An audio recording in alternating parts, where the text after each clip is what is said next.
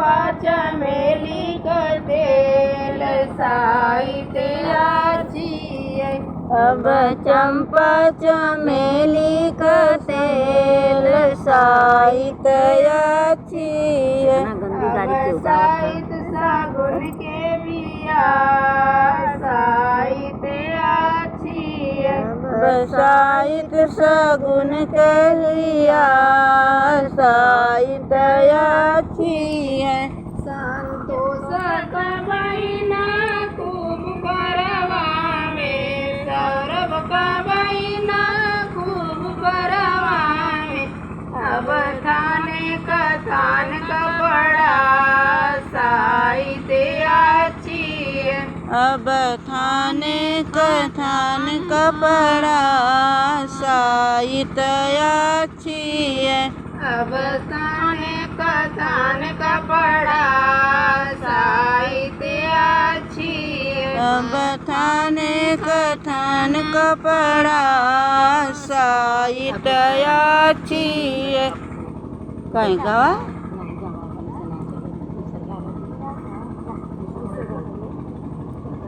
सोनी गाँव काय सोनी दोनों लोग गावा गाड़ी हमरे गाड़ी ना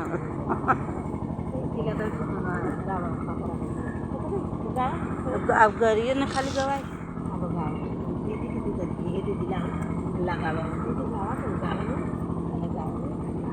गाड़ी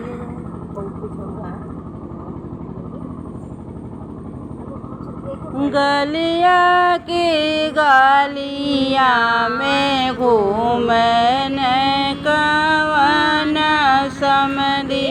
गलिया में घूमने अकेले जी गलिया गंदी ना गलिया में घूमने अकेले गलिया में घूमने अकेले घोड़वा चढ़ल आवे हमारे पिंटुआ भैया घोड़वा चढ़ल आवे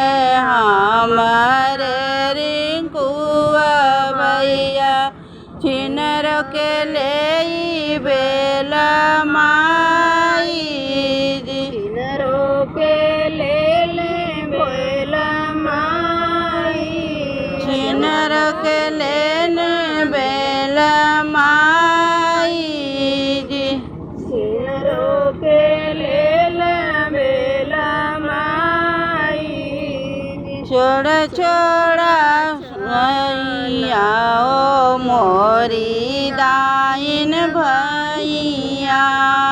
छोड़ा छोड़ा भैया ओ मोरी दाइन भैया भैया फूटल कंचन चूड़ी भैया फूटल कंचन चूड़ी भैया फूटल कंचन चूड़ी भैया फूटल कंचन चूड़ी चूड़िया का बदला साले हम के तू दिया चूड़िया के बदले साले हम के तू दिया आवा तू हमारी से जारी आवा तू हमारी से जारी आवा तू हमारी से जारी आवा तू हमारी से जारी अब एक को दोनों का ना हम और तरह से बोतल ला लो